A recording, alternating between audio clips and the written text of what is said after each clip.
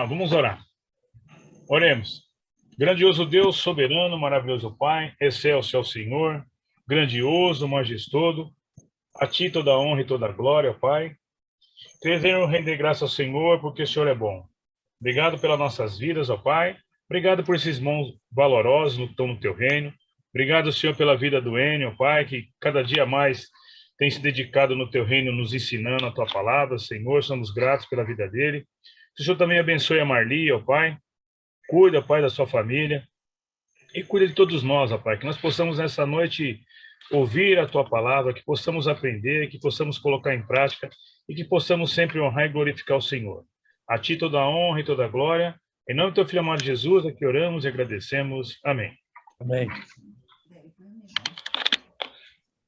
Prazer em vê-los novamente. Se vocês quiserem um pouquinho de frio, eu dou. Aqui está 3 abaixo de zero, sensação térmica 11 abaixo de zero.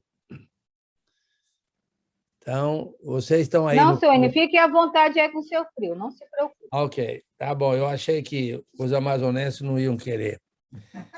Eu quero. Bem. Nós estamos em que livro mesmo? Lica? 2 Coríntios 5:1 hoje. O senhor vai iniciar o 5. Obrigado. Ok. Muito bem. Então, nós sabemos que... Deixa eu abrir minha apostila aqui para me localizar, entendeu? Vocês têm que abrir a apostila de vocês aí. Deixa eu ir lá no começo.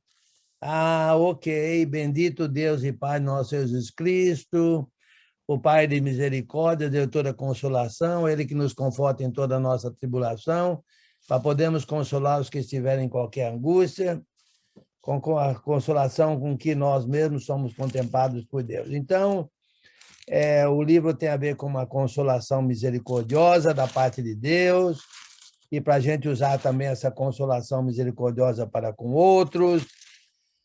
E nós sabemos que Paulo escreveu essa carta da Macedônia, após o regresso de Tito, dando a ele informações de que a primeira carta foi bem recebida, mas, por outro lado, tinha ali falsos apóstolos, opositores. Todo pregador tem oposição. O ruim é quando é de dentro da igreja, né? Porque nós temos vamos dizer assim, inimigos de fora e temos inimigos de dentro, né?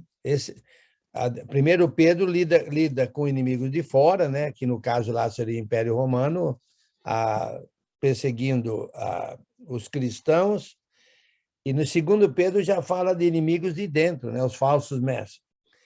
O pior tipo de inimigo é o de dentro, porque o de dentro é difícil até mesmo você reconhecer quem são eles, né?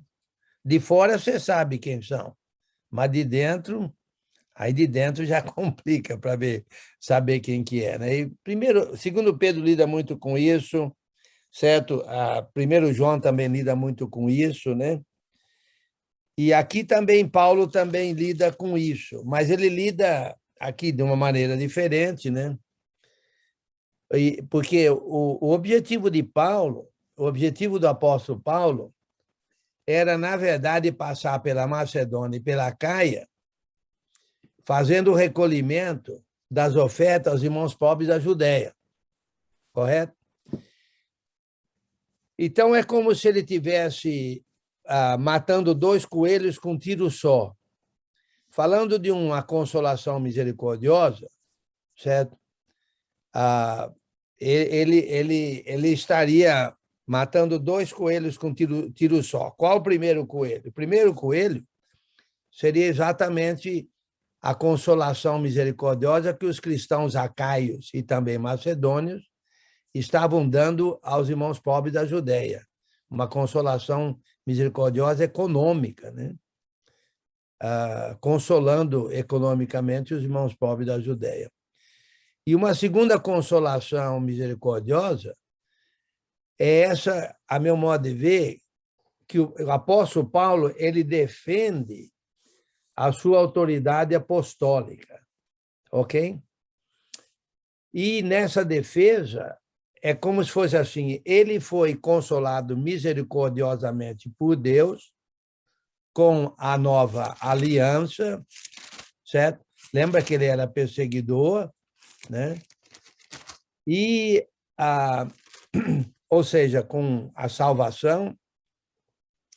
E agora, então, ele usava esse consolo misericordioso, que é o apostolado, inclusive, certo? Para consolar misericordiosamente outros, inclusive opositores. O consolador misericordioso sempre consola, certo?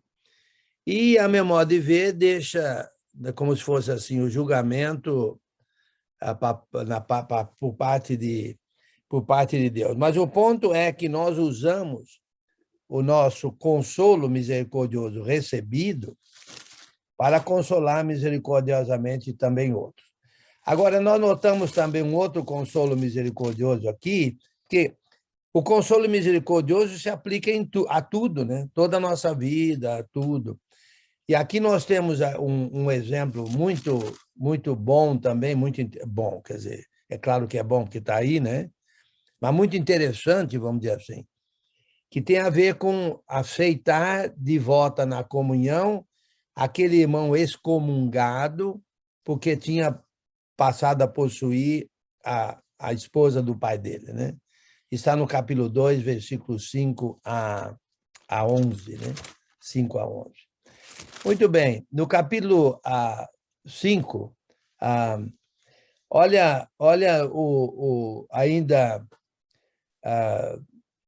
aqui no capítulo 4, no versículo 16. Por isso não desanimamos, pelo contrário, mesmo que o nosso homem exterior se corrompa, contudo o nosso homem interior se renova de dia em dia. Olha a consolação. Vocês aí deram parabéns para a Marli pelo aniversário dela, mas você sabe que cada ano que passa a gente vai ficando mais velho, né? E, consequentemente, o nosso homem exterior vai se corrompendo. Ainda vai ficando mais velho, é como carro velho, né? Quebra uma coisa, você conserta, e quebra outra, você tem que consertar, quebra outra, você tem, né? E assim por diante, certo? Por exemplo, eu fiquei sabendo há uns dias atrás de um amigo médico que foi colega de universidade, aposentado, que tem que tirar um dos rins por causa de câncer, né? Aposentado. Então, nosso homem exterior se corrompe, mas o homem interior se renova dia a dia. Então, isso é um grande consolo. Isso é um grande consolo. E enquanto a gente está sendo consolado, a gente também consola, certo? Eu já passei dos 50, já faz algum tempo, certo? Eu não tenho... A minha idade não é 59, é 50 e 29. Só que eu não vou falar para ninguém quando é que vai ser 50, 30, né? Mas, por outro lado, o homem interior se renova dia a dia e a gente, mesmo ficando mais velho, a gente é consolado porque o homem interior se renova e a gente usa essa renovação do homem interior para também consolar, certo? Misericordiosamente outros, certo? No caso de irmãos, certo? O grande consolo que nós devemos ter é amar uns aos outros, né? Nós já sabemos disso de vários livros. Versículo 17, porque a nossa leve e momentânea tribulação produz para nós eterno peso de glória acima de toda comparação, porque a gente reconhece que o consolo misericordioso da renovação é bem superior ao fato que o homem exterior se corrompe, né? não atentando nós nas coisas que se veem, mas nas que se não veem, porque as que se veem são temporais e as que se não veem são eternas. 5. Sabemos que se a nossa casa terrestre desse tabernáculo se desfizer, na verdade, vai se desfazer, certo? Ninguém fica para semente, certo? Todos nós vamos morrer, a menos que Jesus volte. Se Jesus voltar hoje, nós não vamos morrer, nós vamos ser transformados, né?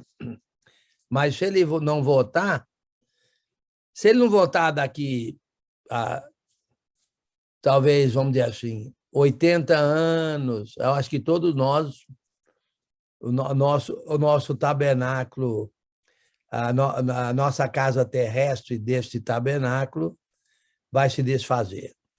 Mas temos da parte de Deus um edifício, casa não feita por mãos, eterna nos céus. E por isso, nesse tabernáculo, gememos, aqui, nesse tabernáculo terrestre, gememos, aspirando por sermos revestidos da nossa habitação celestial, se todavia fomos encontrados vestidos e não nus. Eu creio que a maioria de nós não vive pensando na vida eterna, no tabernáculo eterno. Pode ser que a gente vive pensando no dia a dia, né? Amanhã, o que eu vou fazer amanhã? Ou eu vou estudar, vou me formar, certo? E vou casar, né? Vou arrumar uma namorada, um namorado, vou casar. Aí, casando, vamos ter filho. A gente está sempre pensando assim, vamos dizer assim, nessa vida, o que não é errado, mas nós precisamos pensar que nós estamos aqui por um pouco tempo. Nós temos uma habitação celestial. Será que nós estamos pensando na habitação celestial, como nós devemos pensar? Porque, de acordo com essa passagem aqui do versículo 3, se nós não pensarmos na habitação celestial, certo? Porque isso é um grande consolo. É um grande consolo. E Paulo, ele é um propagador desse consolo. É o que ele está fazendo aqui. Ele está consolando através da instrução. Se nós não pensarmos no tabernáculo eterno, certo? Vai acontecer uma coisa com a gente. O que é que vai acontecer? No versículo 3. No versículo 3. Aqui já falou, a presencial online aqui já falou. Nós vamos nus? Nós vamos ser encontrados nus. Nus. Nós vamos ser encontrados nus. E não é para a gente ser encontrado nus. É para a gente ser encontrados vestidos. Mas revestidos da nossa habitação celestial. Quer dizer, aspirando por sermos revestidos da nossa habitação celestial, nós precisamos estar vestidos para poder entrar nessa habitação celestial. Esse nus quer dizer o quê, seu N? Nus? Quer dizer não preparado, né? Quer dizer que a gente não está preparado para a habitação, a gente não pensa, a gente não aspira por aquela habitação celestial, né? Nós temos de nos preparar, certo? Para vivermos lá no céu. E para isso ele não pode ser encontrado nu, tem que estar vestido. É como vestido de espiritualidade, vamos dizer assim. Transformando. Oi. Hello? Giovanni. Obrigada, seu N. Posso fazer um comentário? Pode. Posso fazer um comentário? Tá bom a internet, não? Tá ruim. Tá sim. Esse encontrado nu, não ser encontrado nu, posso estar Não estou escutando. Encontrado nu, encontrado em pecado, encontrado despreparado, assim como Adão e Eva, quando pecaram, eles foram encontrados nu, sentiram vergonha, pois não eram mais puros, não estavam mais puros e foram encontrados em pecado. E nós, se nós demorarmos aqui na Terra e formos pegos despreparados, também seremos encontrados nu? Podemos devagar nesse sentido? Sim, exatamente. É uma ilustração aí, né, de Adão e Eva. Deixa eu ler um comentário aqui, vamos ver se ajuda, mas depois eu vou explicar mais.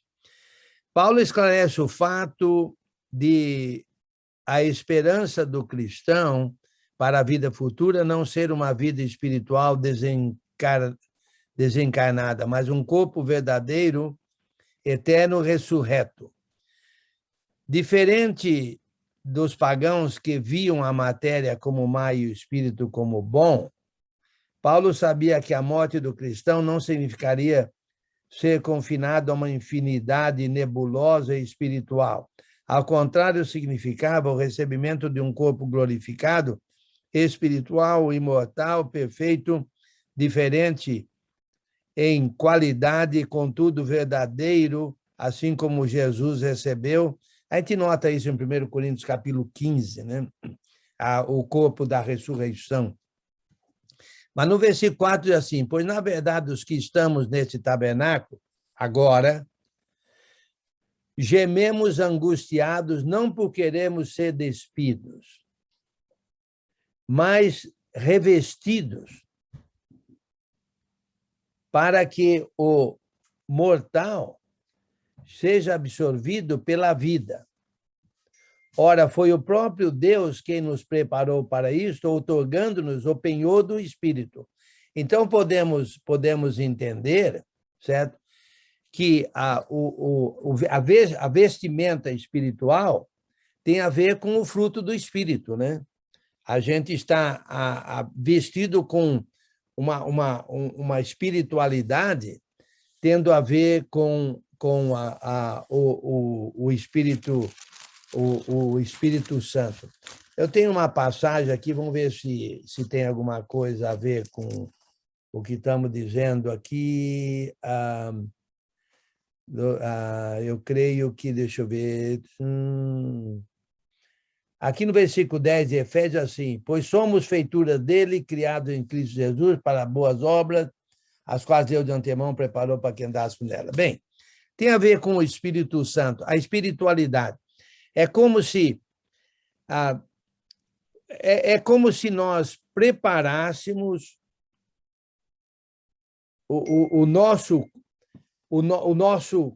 a nossa alma, o nosso espírito, com uma vestimenta espiritual pelo Espírito Santo, para que quando a gente for despido desse corpo, a gente esteja vestido para uma habitação espiritual, certo? Na verdade, é a gente crescer espiritualmente, porque note no versículo 16 de novo, né?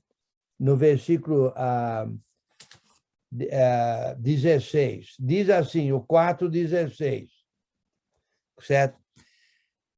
Por isso não desanimamos, pelo contrário, mesmo que o nosso homem exterior se corrompa, contudo, o nosso homem interior se renova de dia em dia. E essa renovação, não há dúvida alguma, que é uma renovação espiritual, certo? Uma renovação espiritual, porque o homem físico vai se deteriorando. Eu entendo que Paulo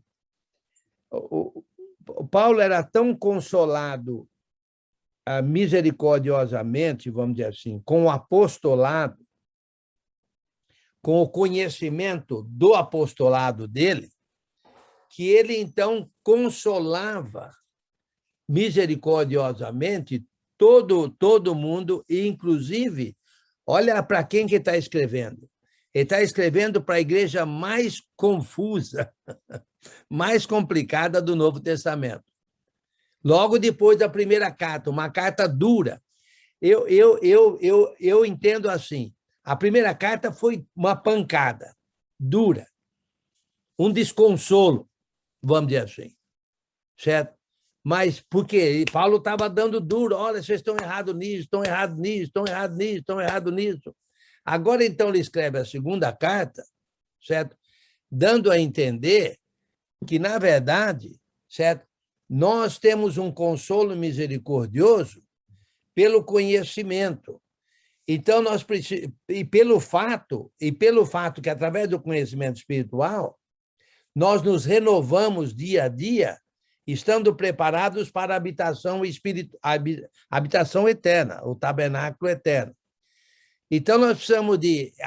É como se ele tivesse, assim, olha, aquela carta foi dura, mas, no entanto, o objetivo é a gente estar preparado espiritualmente para o tabernáculo, para a habitação celestial e assim por diante. Então, quando a gente corrige um irmão, nós precisamos de corrigir em espírito de consolo misericordioso.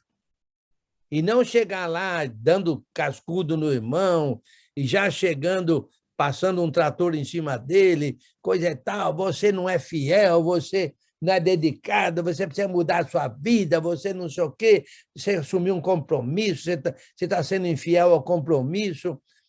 Há uma maneira de a gente dizer tudo isso dentro de um consolo misericordioso, vamos dizer assim, entendeu? Não é para chegar lá e empurrar quem está caindo. O objetivo não é empurrar quem está caindo, é segurar quem está caindo para não cair, certo? Aí o consolo misericordioso. Porque se está caindo, é porque merece. Mas pela misericórdia, a gente vai, então, consolar e ajudar o irmão a não cair.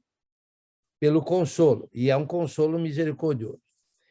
No versículo 6 diz assim: temos, portanto, sempre bom ânimo. Aí, ó, sempre bom ânimo. Olha, hoje em dia, tem muita gente desconsolada, desanimada, certo? Sempre houve. Mas hoje, por causa do monte de problemas, problemas econômicos, o Covid. Olha, eu não sei se a comunicação se tornou melhor agora do que antigamente, mas nunca ouvi falar de tantos desastres, de tantas catástrofes, de tantos problemas no mundo, como a gente ouve agora, certo? É deslizamento de terra, certo? É inundação, é enchente, é seca, olha, é o Covid, é o problema econômico, é inflação, é não sei o quê, é um monte de coisa. Nunca houve tanto divórcio no mundo, nunca houve tanto problema de uma maneira ou outra. Hoje mesmo, às 10h40 da manhã, foi executado um aqui em Oklahoma, pena de morte, né?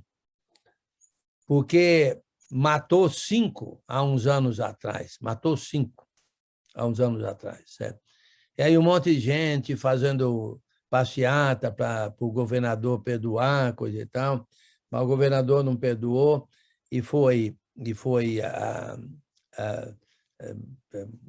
morreu através de injeção. Mas olha, nunca houve tanto problema, a meu modo de ver, no mundo. Então, há muita gente desanimada, inclusive pelo Covid. As igrejas estão se reunindo hoje, então é 20%, 25%, 30%. É claro que tem gente que não vai porque está ainda se protegendo. Aí tudo bem. Mas tem gente que talvez não fica online, certo? Nós vamos ter que fazer um trabalho de resgate, já falei isso várias vezes, assim que terminar essa pandemia, certo? Baseado em um consolo misericordioso, certo? Não adianta ir lá, você desanimou, mas olha, eu não desanimei. Por que 30% não desanimou e você desanimou? Não, vamos lá consolar misericordiosamente, tentando resgatar os irmãos e falando, olha, nós temos que pensar no tabernáculo eterno, nós temos que pensar na nossa vida lá no céu, etc, etc. Certo? Então, versículo 6, temos, portanto, sempre bom ânimo, sabendo que, enquanto no corpo, estamos ausentes do Senhor. Ausente, vamos dizer assim, fisicamente falando, né? Fisicamente falando. Ou corporalmente falando, né? Visto que andamos por fé e não pelo que vemos. Entretanto, estamos em plena confiança, preferindo deixar o corpo e habitar com o Senhor. Será que a gente prefere deixar o corpo e habitar com o Senhor? Eu não. Eu prefiro não deixar o corpo agora e habitar com o Senhor, porque o meu raciocínio é o de apóstolo Paulo. Eu creio que há o benefício a muitos do meu ensino, então eu acho que ainda não estou pronto, não terminei ainda o que eu gostaria de fazer, entendeu? Mas de uma maneira geral, será que estamos será que preferimos deixar o corpo e habitar com o Senhor? Porque o Senhor é longânimo, ele ainda não veio dando mais tempo para todos nós, né? Nos arrependemos, melhoramos, etc, etc. Versículo 9, é por isso que também nos esforçamos, olha só, olha o consolo misericordioso de Paulo aí. É por isso que também nos esforçamos, quer presentes, quer ausentes, para lhe sermos agradáveis a Deus, né? Porque importa que todos nós compareçamos perante o tribunal de Cristo, para que cada um receba segundo o bem ou mal que tiver feito por meio do corpo. Então, novamente, o que quer dizer ser vestidos e não nus? O que quer dizer não ser nus, certo? Para o julgamento, para a vida eterna. Exatamente aí está escrito ali também no versículo 10, né? Porque importa que todos nós compareçamos perante o tribunal de Cristo para que cada um receba segundo o bem ou mal tiver feito por meio do corpo. Então, estar vestido e não nu é fazer o bem, é estar fazendo o bem, certo? E não o mal. Porque quem fizer o mal vai estar nu, quem fizer o bem vai estar vestido. Então, novamente, nós nos esforçamos, certo? Quer presentes, quer ausentes, para sermos agradáveis a Deus, né? Porque tendo vamos traduzir, vamos definir o que é estar vestido, ok? Contextualmente falando. Alguém se atreve? Contextualmente, qual seria a definição de ser encontrado vestido? Buscando o consolo do Senhor, consolando os outros irmãos. Exatamente. Nota 10. Exatamente. É isso mesmo.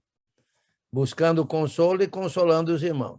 Quanto mais a gente consola os irmãos com o consolo que a gente recebeu, mais a gente vai estar vestido e não nu. Certo? Contextualmente falando. Aqui no livro de 2 Coríntios, ok? No livro de 2 Coríntios. Certo? Outro livro pode ser uma definição diferente, mas aqui, contextualmente falando, porque esse é o ponto de Paulo, é o ponto de Paulo, certo? Por exemplo, eles perdoando o irmão que se arrependeu, certo?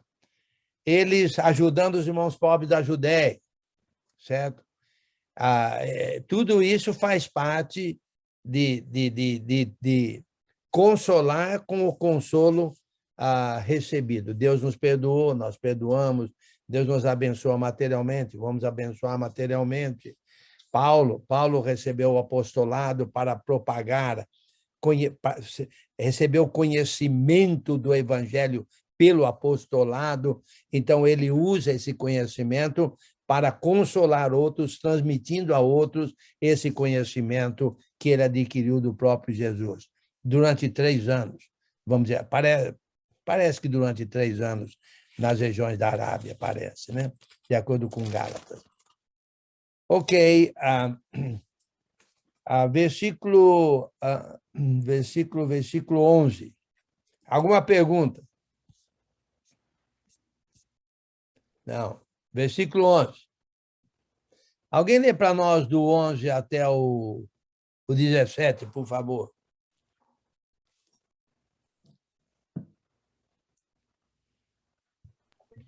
Eu posso ler aqui, irmão. Se tiver boa internet aqui, eu posso ler. Lê aí, por favor. Uma vez que conhecemos o temor ao Senhor, procuramos persuadir os homens. O que somos está manifesto diante de Deus, e esperamos que seja manifesto também diante da consciência de vocês.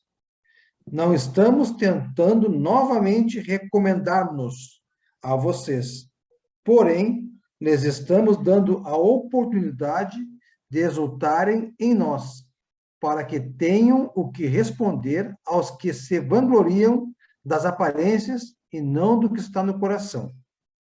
Se enlouquecemos, é por amor a Deus. Se conservamos o juízo, é por amor a vocês. Pois o amor de Cristo nos constrange, porque estamos convencidos de que um morreu por todos. Logo, todos morreram. E ele morreu por todos para que aqueles que vivem já não vivam mais para si mesmos, mas para aquele que por eles morreu e ressuscitou. De modo que, de agora em diante, a ninguém mais consideramos do ponto de vista humano, ainda que antes tenhamos considerado Cristo dessa forma. Agora, já não o consideramos assim.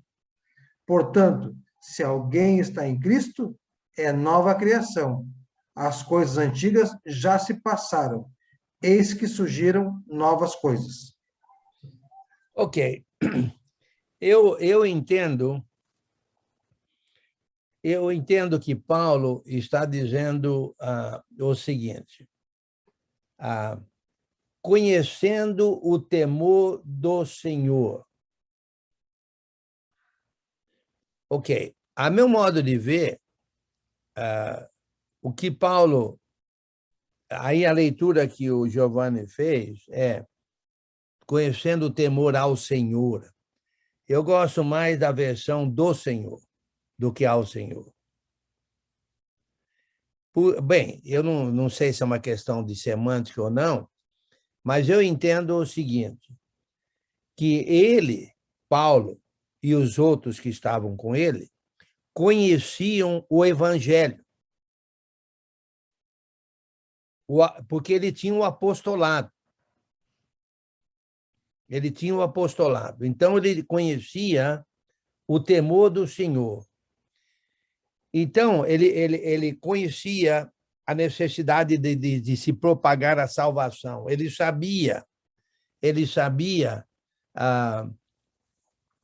por exemplo, que Jesus disse: ide por todo mundo, pregar o evangelho a toda criatura, quem for batizado será salvo. Ele sabia, né, que a propagação é para ser primeiro em Jerusalém, Judéia, Samaria, até os confins da terra.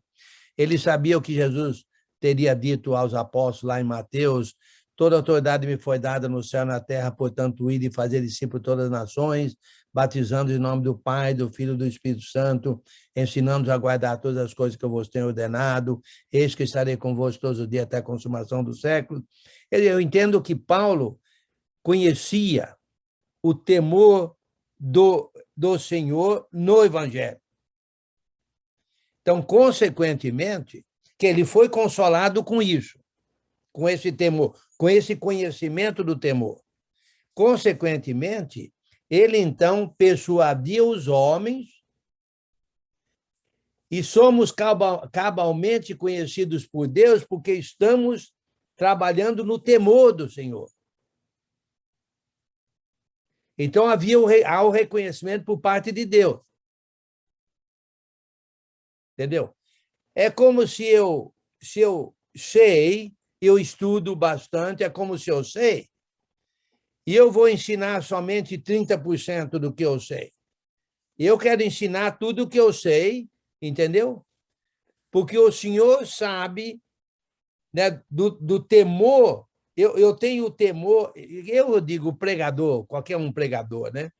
Tem o temor, tem o conhecimento, e ele, então, deve propagar todo esse conhecimento e tentar salvar o maior número possível de almas, porque ele está no temor do Senhor. Esse trabalho foi dado a ele, vamos dizer assim, certo? Então, ele persuadia os homens, e como somos cabalmente conhecidos por Deus, espero que também a vossa consciência nos reconheça. Por exemplo, eu espero que vocês reconheçam que eu ensino, entendeu? Não é que eu estou querendo ensinar, que de fato eu ensino, né? Que vocês reconheçam que eu estou transmitindo um conhecimento.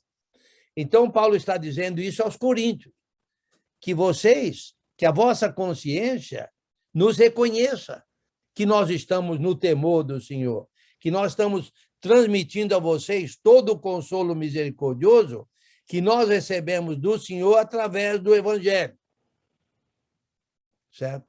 Então, e ele fala no versículo 12, não nos recomendamos novamente a vós outros, quer dizer, não há necessidade de eu falar para vocês, por exemplo, que eu ensino.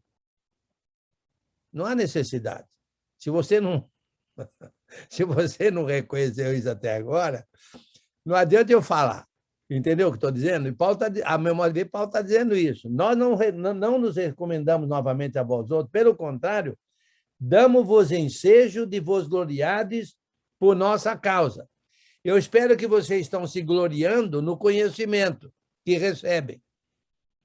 Está vendo? Eu estou dando uma ilustração pessoal aqui, que nunca é boa coisa, mas em todos os casos, só para ilustrar. É uma ilustração, ok? De vos gloriardes por nossa causa, para que tenhais o que responder aos que se gloriam na aparência e não no coração. Para você responder aos que, de fato, aos que não se gloriam como deviam se gloriar. Nós estamos... Vou dar outra ilustração, pensei agora. Está havendo agora Jogos... como é que chama?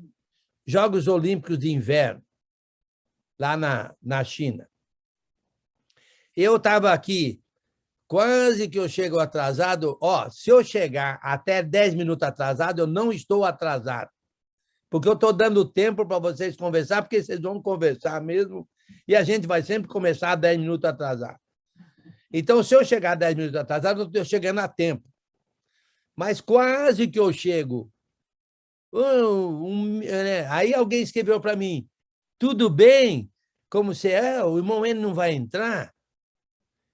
Eu vou dar uma dica para esse aí que escreveu para mim, tudo bem, que eu não vou falar quem que é. Não vou falar quem que é, viu? Não vou apontar dedo, nem vou falar que a mulher dele está dando risada, viu? Também não vou dizer não quem é. Mas vou te dizer uma coisa, se algum dia eu não chegar, vai sobrar para ele ensinar, viu? Vai chegar para ele ensinar, viu? Então, não vou falar quem que é, não, viu? Mas, em todos os casos, eu estava assistindo aí uma corrida aí no gelo, aí, né? na montanha lá, certo? Esquiando, né? Uma corrida esquiando ali. E ganhou parece que sempre ganhou, naquela corrida, sempre ganhou medalha de ouro o Canadá. Mas, dessa vez, quem ganhou foi a Suécia, uma sueca. Sueca é a gente da Suécia, né? Creio que eu estou certo. Mas você precisa de ver a alegria dos treinadores dela. A alegria deles, pulando um no outro, se alegrando. Oh, não foi você, não foram vocês que desceram aquela montanha e ganharam a medalha de ouro, mas olha a alegria. Então, Paulo a mesma coisa Paulo está dizendo aqui, ó. Pelo contrário, damos-vos ensejo de vos gloriardes por nossa causa.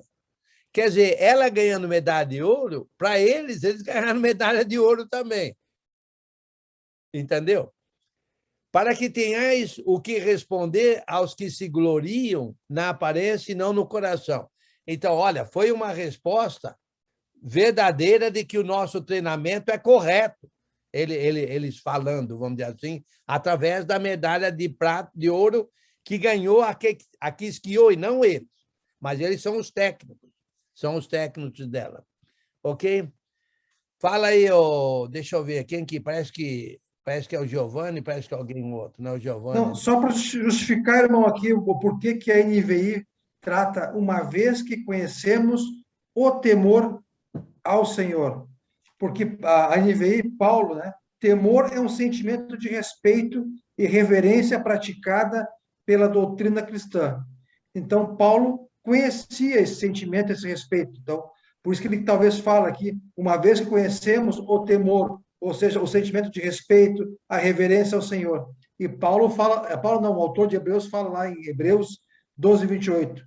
Portanto, já que estamos recebendo um reino inabalável, Paulo conhecia esse reino, sejamos agradecidos e assim adoremos a Deus de modo aceitável, com reverência e temor, pois o nosso Deus é fogo consumidor.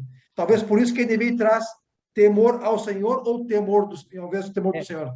É como eu mencionei, é uma questão de semântica, eu falei isso, né? E você está confirmando, porque o temor do Senhor é que nós temos o temor do Senhor, então nós estamos no temor ao Senhor.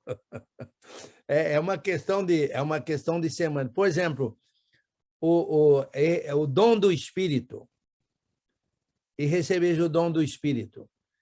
O Espírito é o dom ou o Espírito tem um dom? Entendeu? É uma questão de semântica. A meu modo de ver, o dom do Espírito é o próprio Espírito. Mas o Espírito tem dom, é o dom do Espírito.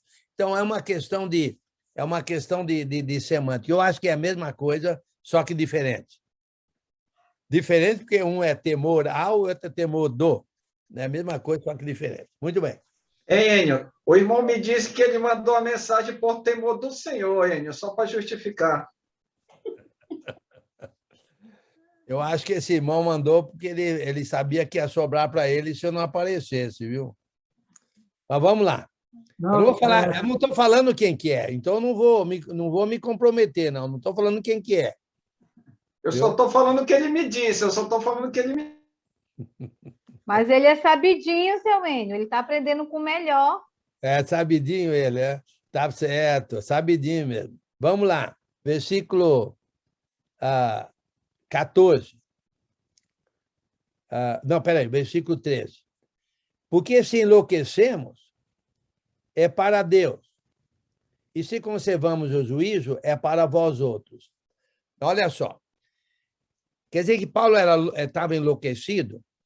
Não, mas provavelmente esses que se gloriam na aparência e não no coração estavam provavelmente afirmando que Paulo estava enlouquecido. Já não seria a primeira vez que Paulo teria chamado de enlouquecido, né? Já não seria a primeira vez. Então, Paulo diz, olha, se vocês nos consideram enlouquecidos, ou se vocês nos consideram como conservando o nosso juízo, é para vós outros. Nós estamos na boa consciência.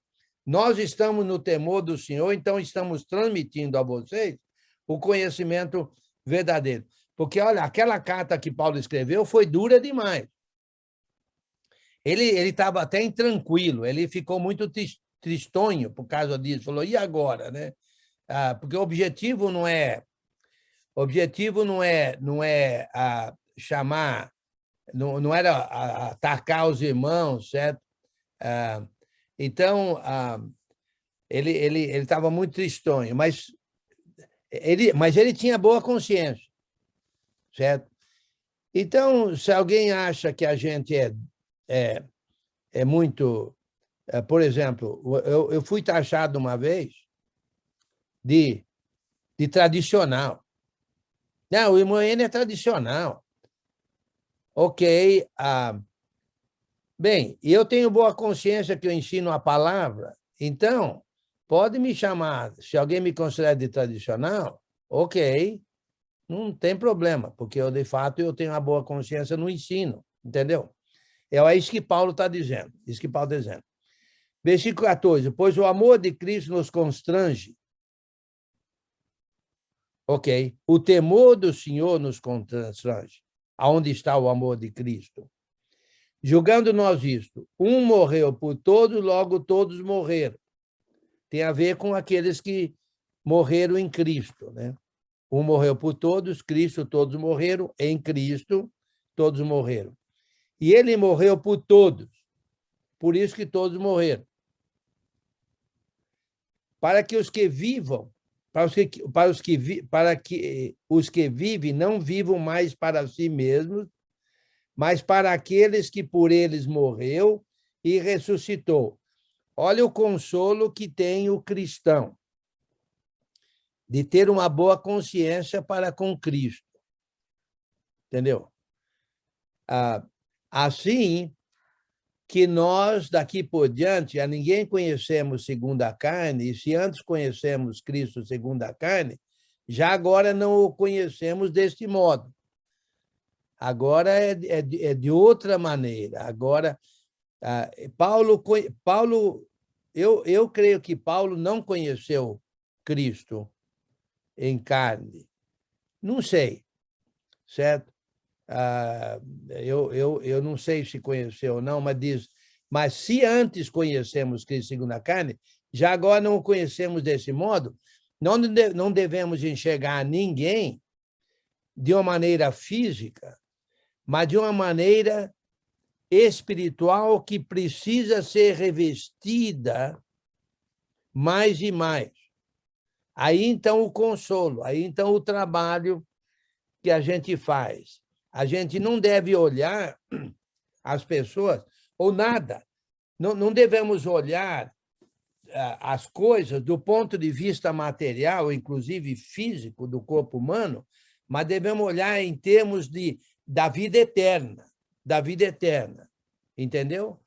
Então, quando a gente fala, quando a gente age, quando a gente toma decisões, quando a gente faz planejamento, quando a gente visita um irmão, quando a gente se reúne com a igreja de domingo ou de quarta, ou seja lá, todas as vezes que a igreja se reúne, devemos pensar em termos de como é que isso tem a ver com a nossa vida eterna.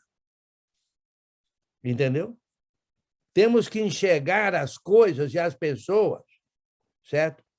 De uma maneira eterna, de uma maneira no tabernáculos eternos, lá no outro lado, lá na vida eterna, certo? Quando você vê seu dinheiro, por exemplo, o que você vê? Você precisa de ver o dinheiro como um instrumento, uma maneira. Como é que, através do dinheiro, eu posso agir de uma maneira que eu pense na vida eterna? É como se fizesse uma metamorfose, certo? De tudo que é físico, inclusive o corpo humano, que a gente está vendo, em espiritualidade, mas tendo a ver com a habitação no céu. Tendo a ver com a habitação lá no céu. Olha o consolo que a gente tem e olha o consolo que a gente leva a outros. Se a gente se enxergar assim, e se a gente, então, enxergar os outros dessa maneira. Ok. Oi. Oi. Eu tenho uma pergunta. O versículo 16, quando diz que se antes conhecemos Cristo segundo a carne, agora já não o conhecemos desse modo, seria conhecer a Cristo segundo a carne, seria ele está se referindo a uma vida pré-conversão? Por exemplo, a maior parte de nós aqui, eu sei que pelo menos no Brasil, nos Estados Unidos, pelo menos aqui o lado ocidental do mundo, todo mundo conhece Cristo. A história de Cristo, todo mundo já ouviu falar, só que ninguém assume compromisso com ele. Então tem um conhecimento da pessoa, do personagem histórico de Cristo. Aí quando ele diz, agora já não conhecemos desse modo, agora no caso dos cristãos, eles mantêm um relacionamento com Cristo, do qual acaba gerando essa metamorfose espiritual que você falou aí. Seria isso?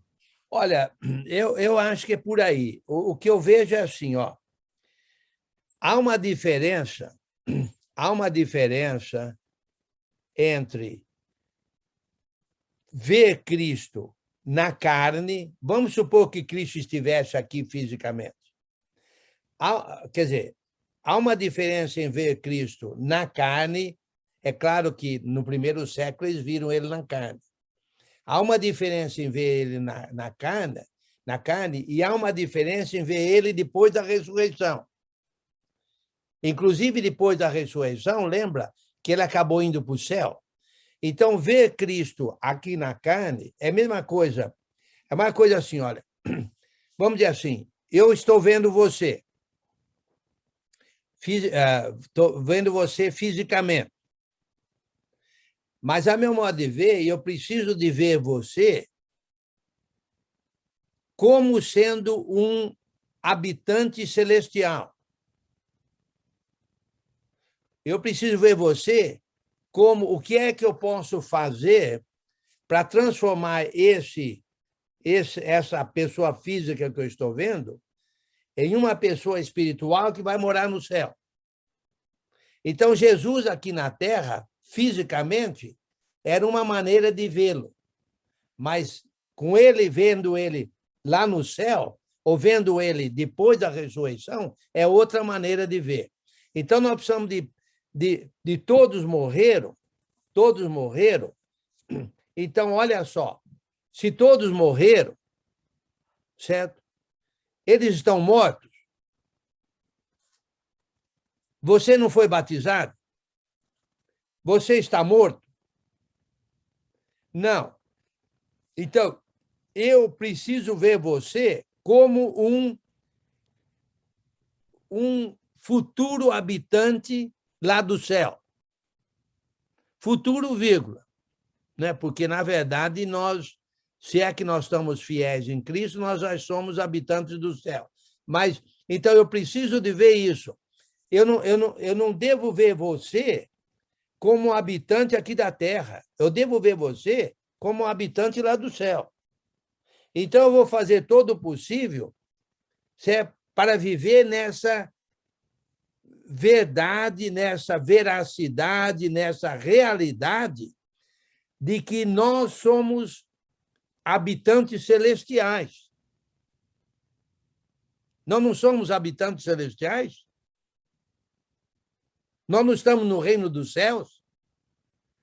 Nós não estamos com Jesus lá no céu? Colossenses capítulo 3. Nós não entramos no reino de Deus? Se nós entramos no reino de Deus, espera aí, nós somos deste mundo ou somos de outro mundo? Nós não somos de outro mundo? Se nós somos de outro mundo, vamos aprender a enxergar um ao outro como habitante do outro mundo e não desse mundo. Faz sentido, não? No sentido de o resultado do consolo misericordioso, né, Enio? Consolo misericordioso de eu estar, de eu não ser deste mundo, e consolo misericordioso de eu ajudar aqueles que não são deste mundo a realmente garantir aquela vida eterna. Então, é um consolo misericordioso que eu também transmito. Paulo era um apóstolo. Olha, se tinha alguém que morava mais lá no céu, vamos dizer assim, e sendo daqui desse mundo, entre aspas, Paulo é um deles. Paulo é um deles. Então, ele falou assim, olha, se é que eu conhecia Jesus aqui na Terra, isso não tem o valor. O valor é eu ver Jesus como habitante lá do céu. E nós precisamos de ver uns aos outros como não sendo desse mundo, mas sendo habitantes lá do céu. Então, vamos consolar uns aos outros, vamos enxergar uns aos outros, certo? Agora, eu pergunto, lá no céu você vai usar seu real? Os seus reais, a sua conta bancária? Você vai usar o seu carro lá no céu? Você vai usar essa camisa do Corinthians que você põe lá no céu? Você vai comer a tambaqui lá no céu? Então, o ponto é, como é que nós podemos transformar tudo isso, fazer uma metamorfose disso tudo? Você, fisicamente, você não vai estar lá no céu. Eu, fisicamente, não vou estar lá no céu. Mas espera aí, mas nós não somos habitantes do céu, do reino de Deus? Então, vamos aprender a enxergar tudo de uma maneira celestial e não de uma maneira terrestre. Faz sentido, não? Espera aí, acho que a Ana Favara tem a mão levantada lá. Fala aí, Ana. Oi, eu posso pensar na passagem do jovem rico, quando Jesus conversou com ele, que ele perguntou como ele poderia ter a salvação. Onde está o coração dele? Sim, exatamente. Posso aplicar isso também, né? Pode, né? Porque o coração dele estava aqui, né? Foi tudo isso que você falou, foi o que Jesus falou com ele, né? Onde é que está o coração? Onde é que estava o coração dele? Nas riquezas dele aqui na Terra. Né? Na riqueza aqui da Terra. Então, mas espera aí, seu coração é para estar lá no céu. Agora, eu não sei o que Jesus faria, eu não sei se ele falasse ia vender, não sei se ele venderia tudo e seguiria Jesus, eu não sei como seria o caso. Não, mas o ponto... Eu acredito que não, eu acredito que seria onde estava o coração dele. Você pode ser rico. Sim, o problema é você vive aqui, você vive nessa vida aqui, ou você vive na vida lá no céu? Fala, tem mais uma presencial online aqui, falou alguma coisa. Fala aí. Irmão Enio, os versículos de 17 a 19 não ajudam a responder a pergunta do irmão Anderson, o porquê não mais olhar os irmãos de vista humana? Que versículo? 17 a 19 respondem, eu acho. Qual versículo? Os versículos de 17 ao 19 respondem à pergunta do irmão Anderson, o porquê não mais olharmos aos irmãos. Mas nós não estamos lá ainda. Segura as pontas, não chegamos lá ainda. Por isso que eu falei. Ao 17 para responder, eu acho. Ok. Espera aí, segura as pontas. Já eu peço para você ler aqui, porque presencial online tem uma pergunta ou um comentário aqui. Aniversariante, não é presencial, aniversariante do dia. Aniversário do dia. Ela tem privilégio, hein? Fala. E geralmente, nós, irmãos, não olhamos os outros como que é? Como habitantes celestiais. Por que nós só olhamos vendo os defeitos? Quando nós chegamos lá, nós vemos os defeitos. Muito bom. Irmão, critica os irmãos, Opa, bom ponto. Olha, isso é um ponto Sabidinha. Bom ponto aqui. Bom ponto porque ela está concordando comigo, né? Então, é bom ponto. Não, mas fora isso, ela está dizendo o seguinte, por que muitos de nós, não digo todo mundo, né? Mas a gente fica olhando os defeitos dos irmãos, sendo que lá no céu não vai ter defeito. Se somos habitantes celestiais, por que vamos concentrar nos defeitos aqui, sendo que lá no céu não tem defeito? Então, vamos até mesmo ajudar o irmão a sair daquele defeito, no lugar de ficar apontando o dedo e criticando e falando mal. Maledicência é um sério problema no mundo, inclusive na igreja. Ok? Muito bom. Nota 10 aqui. Nota 10, mas você merece. Aquele dinheiro que eu dei para o seu aniversário, devolve para mim aí. Ok, vamos lá. Ok. Giovanni, lê para nós, então, do 17 até o 21, por favor. Tá, eu vou ler o 16 junto, até para ajudar na pergunta do irmão Anderson. Ok. De modo que, de agora em diante, a ninguém mais consideramos do ponto de vista humano, ainda que antes tenhamos considerado Cristo dessa forma. Agora já não o consideramos assim, nem Cristo. Portanto, se alguém está em Cristo, é nova criação. As coisas antigas já se passaram. Eis que surgiram coisas novas. Até Gálatas 3:27 fala sobre isso.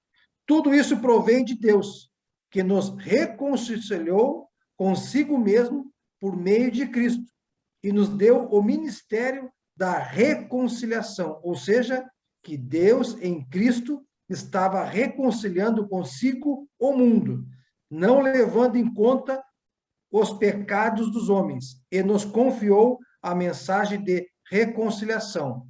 Portanto, somos embaixadores de Cristo, como se Deus estivesse fazendo seu apelo por nosso intermédio. Por amor a Cristo, lhe suplicamos, reconciliem-se com Deus. Deus tornou pecado por nós aquele que não tinha pecado, para que nele nós tornássemos justiça de Deus. Amém. Então, nota 10 essa leitura. Quer dizer, quem sou eu para dar nota 10 na Bíblia, né? Na leitura bíblica? Mas nota 10 no que se refere à explicação que nós estamos tentando explicar, né? Como você mesmo deixou isso claro. Olha só, aqui nessa passagem, qual seria o consolo misericordioso de Deus para conosco? Uma palavra. Reconciliação. Ok. Você escutou da aniversariante, viu? Que ela falou isso. Sabe? Obrigado, dona Marli. Parabéns, dona Marli. Reconciliação. E me diga uma coisa. Qual é a palavra para consolo misericordioso para nós levarmos a outros? Uma palavra só. Misericórdia, perdão? Não. Bem, mas não é. Não, eu quero uma palavra aqui textual, uma palavra textual. Imputando. Hã? Imputando. Não. Não? Não. Reconciliação. Nota 10. Reconciliação. Reconciliação. Não fomos reconciliados? É um consolo misericordioso. Não devemos reconciliar outros? Consolo misericordioso. Ok?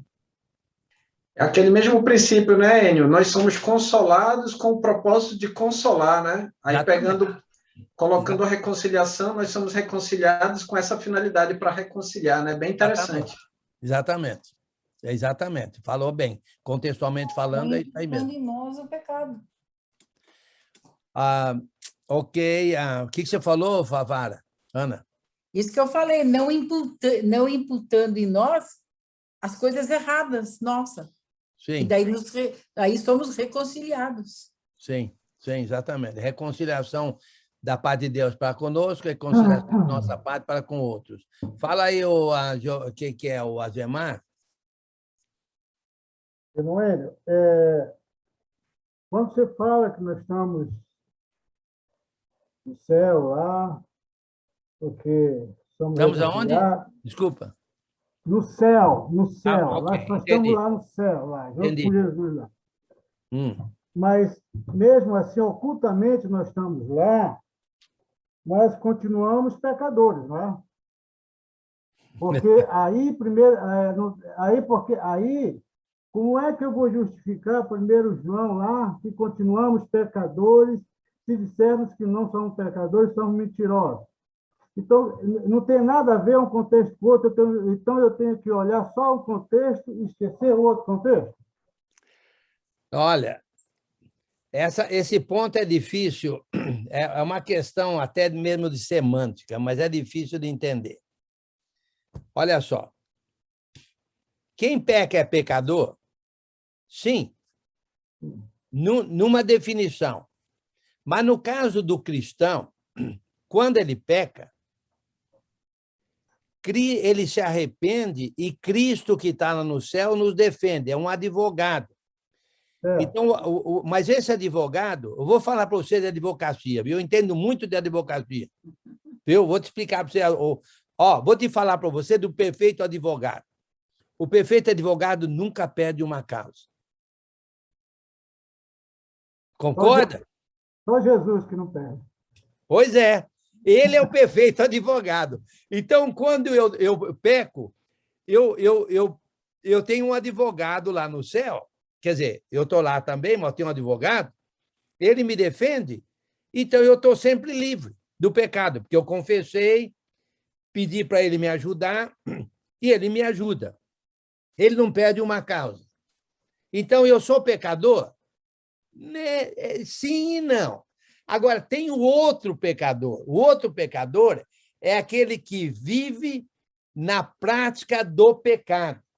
Aquele que vive na prática do pecado, Jesus não vai defender ele porque ele não se arrepende. Ele quer permanecer longe da luz. Ele quer permanecer nas trevas. Então, como é que ele vai defender? Entendeu? É a mesma coisa que você... por exemplo, uma porca lavada. Ela volta para o lamaçal. Ela não sai do lamaçal, não tem como você lavar ela, porque ela não sai do lamaçal, não quer sair do lamaçal. Então o ponto é o seguinte, nós estamos no céu porque nós não temos pecado. Porque Cristo limpa o pecado. Quando nós somos batizados, ele perdoa todos os pecados. E agora, quando a gente peca, a gente se arrepende, pede ajuda ao advogado, ele não pede nenhuma causa, estamos sem pecado. Então, somos pecadores? Não. Não somos pecadores. Porque o pecador é aquele que vive em pecado, mas se o meu pecado foi perdoado, eu não vivo em pecado. Então, é dizer, pecamos, mas não somos pecadores. Porque temos... Sim, exatamente. Pecamos, mas não somos pecadores. Exatamente, porque temos um advogado que não pede nenhuma causa. Faz sentido, não? Faz. Eu estou falando para você, eu entendo muito de advocacia, viu? Tudo bem, dá para ver mesmo. Realmente. Obrigado. Ok, tá bom. Ok, olha, mais alguma pergunta ou comentário? Alessandro e Sara, deve ser a Sara, viu? Fala aí. Opa. É interessante, Enio, que nesse trecho de 18 até o 21, ele fala aqui 1, 2, 3, 4 vezes, né? 4 variações da palavra reconciliação, né? Sim, reconciliação, sim. Reconciliando, palavra da reconciliação e reconcilieis. Sim. Mostrando, né, até na parte que a Ana falou, de a gente poder entender essa questão, por exemplo, para não imputar sobre os outros, já que Deus nos reconciliou, né? Até acho que a dona Marli comentou também, de a gente poder deixar de lado, porque essas coisas não vão ter na glória. Então, a gente precisa justamente fazer uso, né, ignorar no sentido de poder contribuir junto aos irmãos, para que juntos a gente possa enxergar a mesma clareza. Eu até postei aqui no chat, lá Mateus capítulo 20, Mateus 6, 20 a 21, é justamente direcionar o nosso tesouro para os céus, para que o nosso coração esteja apontado para lá e ajudar os irmãos a enxergarem, a realmente construir isso, olhar esse valor e também estabelecer aquilo que ela valoriza, né, por meio do seu coração, apontando para os céus, né? Sim. De acordo com essa leitura de 18 a 21, onde está o consolo misericordioso? Na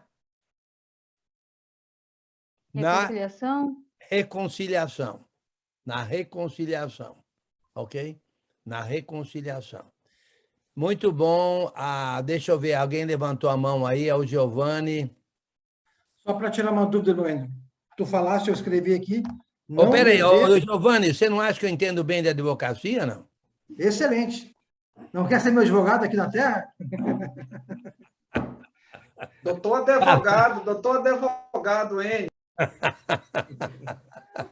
Não devemos apontar os erros dos irmãos, como tu bem disseste, no sentido condenatório, mas por misericórdia, devemos fazer entender o seu erro. Por que eu penso também dessa forma? Peraí. No lugar de misericórdia, coloca consolo misericordioso. Talvez seja melhor. Tá. Ok? Por que eu penso dessa forma que biblicamente fala, e eu procuro frisar bem para os irmãos, na congregação?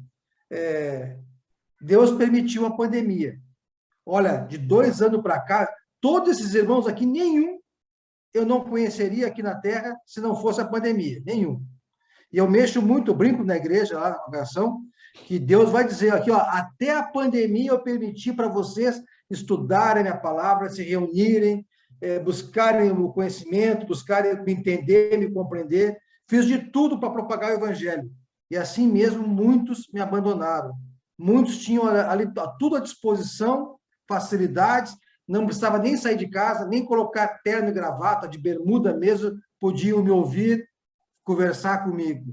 Então, nós temos pessoas assim, e por amor misericordioso, não vamos apontar os erros daqueles que não congregam, mas por misericórdia, né, consolo misericordioso, nós temos que fazer entender essa necessidade de buscar o reino em primeiro lugar. Olha, eu não sei mais o que vai se precisar, que tipo de pandemia vai precisar para termos tantas oportunidades de estudo como tivemos nesses últimos 2 anos de pandemia. Sabe, nota 10, nota 10. Sabe quando é que eu conheceria você se não fosse a pandemia?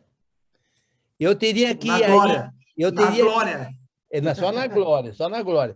Eu teria que ir aí na Zona Sul aí de Porto Alegre, o que eu já tive várias vezes quando se chamava Teresópolis, e, né, olha, e que é difícil eu ir, porque, né, o tempo da gente é curto, não dá para ir em todo lugar, coisa e tal, e eu vou onde me convidam, assim, eu ponho na minha agenda, entendeu?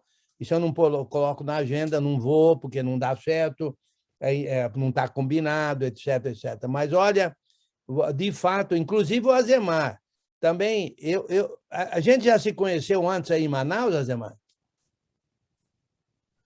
Ainda não, estou aguardando você vir aqui com o Tambaqui aqui. Opa, eu vou aí para Tambaqui, com certeza. Fala aí agora, eu Azemar. Eu vou junto, hein? Hã? Eu vou junto, não esquece, hein? O Afonso vai junto. Ó, pode ir. Também estou nessa aí, Afonso. Está todo mundo convidado. Barbosa está fora, o Barbosa. Vai ser uma... Eu quero só completar no contexto do Giovanni. Aqui uma tambaquizada, viu? Viu, irmão Hélio? Quero complementar o contexto do irmão Giovanni, que é uma verdade, não é? Porque essa ferramenta aí, ela é fantástica. Inclusive, eu vejo a Igreja de Cristo toda dando curso assim, à vontade, assim, aquilo. O irmão Alessandro é um que coloca aí, quase todos os meses ele está fazendo aí uns cursos. E aí você vê poucas pessoas procurando, se interessando, né, nessas coisas aí, não é? E a gente fica triste por causa disso. Agora, eu acho que nessas aulas que você está tendo aí, eu estou achando excelente aí, por exemplo, às quinta-feira, mais pessoas estão vindo. Tem que vir mais pessoas do Brasil todo, né, se interessarem. Então, essa pandemia, tem coisas que Deus faz que a gente não entende, né? Ou entende, né? Isso aí é uma, né? Deu oportunidade de aprender. Olha, hoje, esses livros que você tem me dado, você tem ensinado, sempre eu falo para você, não existe faculdade nenhuma que ensina dessa maneira, porque eu já estudei muitas faculdades, não chega nem aos pés, entende? Você aprende realmente a Bíblia, né? Então, essa é uma oportunidade que as pessoas deixem de fora, entendeu? Se apresenta cursos, né, online, as pessoas não se interessam. A própria igreja, membros da igreja, eles não se interessam por isso. Não é? É uma pena, eu fico triste por causa disso, mas não se interessam. Meia dúzia se interessa, o resto se interessa. Muito obrigado, irmão, pelo elogio. Quando eu chegar aí, eu vou comer todo o tambaqui que você me oferecer, viu? Só porque... Comprar um jaraqui também. Hein, dona Jovina? Ainda bem que é só tambaqui, não vai ser tucumã, não, dona Jovina. Ei, o caboquinho aí, o caboquinho vai ser a sobremesa aí, o caboquinho aí. Olha, já que estamos falando das aulas, deixa eu fazer uma propaganda aqui, um comercial aqui. Olha, eu não sei se eu posso ou não. Fábio, você está aí, Fábio? Não está, né? Não. Então vou deixar para depois, vou conversar com o Fábio. Pode fazer, eu autorizo, que eu estou lá também. Pode fazer a propaganda aí do meu professor. Eu estou aqui, Wagner não está, mas eu estou. Eu não vou dar todos os detalhes, não, porque eu preciso conversar com o Wagner. Mas você vai ter que dizer que foi. O Wagner foi escolhido. Deixa eu falar, vai ter aula com o professor Enio Latorre Júnior sobre o livro de Levítico. E quem escolheu o livro foi Dona Marli. O professor está dando aula lá nos Estados Unidos presencialmente. Dona Marli viu a aula e decidiu que a aula é essa. É essa a propaganda? Todas as sextas-feiras, a partir de 8 horas da noite, horário de Brasília. Olha, você não ouve estudo sobre o livro de Levítico, geralmente não. E olha, o estudo que ele está dando lá de quarta-feira, lá na congregação, lá, nota 10, viu? Nota 10. E eu vou completar, ele vai mostrar Jesus no livro de Levítico. Vai. Ok, deixa eu terminar aqui, porque eu vou jantar... Apesar de não entender muito inglês, eu tenho acompanhado o estudo dele por lá. Sexta-feira não vai haver aula, o Fábio falou, tá? É na outra. Do Enio Júnior, porque ele vai visitar a Lia, né? Amanhã ele só viaja. Na outra sexta-feira. Amanhã ele viaja para visitar a filha. Só na outra sexta. Olha, deixa eu terminar já. Deixa eu terminar já, porque eu vou jantar com a minha aniversariante, viu? Seu Enio. Cuide, então, o seu jantar com a aniversariante. E ela foi muito bondosa de deixar eu ficar dando aula para vocês, no lugar de ir lá. Obrigada, dona Marli. Dona Marli. A gente vai já entregar ele para a senhora, dona Marli. Quando é que é o exame dela, irmão Enio? Nós temos que orar o exame dela, quando que é? Dia 22. 22. Terça-feira. Terça-feira que vem. Terça, né? 5h30 da manhã aqui. Eu já cancelei tudo certo, irmã Marli, vai dar tudo certo. Se Deus quiser. Ora. Ok, vamos terminando. Prazer em vê-los. Prazer que bom que vocês participam. Obrigada, irmão, pela aula. Muito boa. Eu me alegro muito aqui de estar com vocês, e não só pelo fato que eu estou ensinando, mas pela comunhão, pela confraternização, por poder ver vocês. Porque, olha, imagine ficar 2 anos sem ver os irmãos aí. Rapaz, que coisa, né? Graças a Deus. Olha, eu concordo com o Giovanni, aí, com todos aí, o Azemar e todos os outros, que, olha, nós temos tido uma boa oportunidade de 2 anos de ficar estudando aqui. Quem vai fazer oração final por nós aí? É o Natan. Vamos lá? Oremos. Santo Deus e Pai, Todo-Poderoso, louvado, bendito seja o teu santo nome, Deus. Somos gratos ao Pai a tudo quanto tem feito e proporcionado a cada um que assim tem buscado, Deus, de alguma forma, não somente a ensinar, mas também absorver todo esse conhecimento dado a esses servos, ó Deus, que tem esse amor, essa dedicação e essa disponibilidade, ó Deus, para nos ajudar a vivermos segundo a tua vontade, ó Deus, a exercitar mais e mais aquilo que temos aprendido. Pai, como temos bem observado, ó Deus, ajuda-nos, ó Deus, a exercer mais desse consolo misericordioso em nossas vidas, na vida de todas as congregações que te servem, ó Deus, e que procuram fazer tudo segundo a tua vontade, ó Pai. É no nome santo de Jesus Cristo, ó Deus, a todos que têm ouvido e aprendido, ó Deus, possamos não somente compreender, mas colocar em prática em nossas vidas, e também a outros irmãos ajudá-los na medida do possível, ó Deus, para que vivamos segundo a tua palavra, Pai. É no nome santo de Jesus Cristo, e também conceda, ó Deus, mais e mais a tua graça, em favor da irmã Maria, a ela, ó Deus, os parabéns, ó Deus, a vida que o Senhor concede a ela, com seu esposo, ó Deus, concedendo saúde, sabedoria, sempre, discernimento e essa boa vontade, ó Pai, nos ajudar e ajudar todos a quando eles podem alcançar. No nome santo de Jesus Cristo, abençoe a noite de todos, em nome de Jesus. Amém. Amém. Amém. Obrigado. Que Deus abençoe Amém. vocês todos aí. Amém. Obrigada, seu Enio.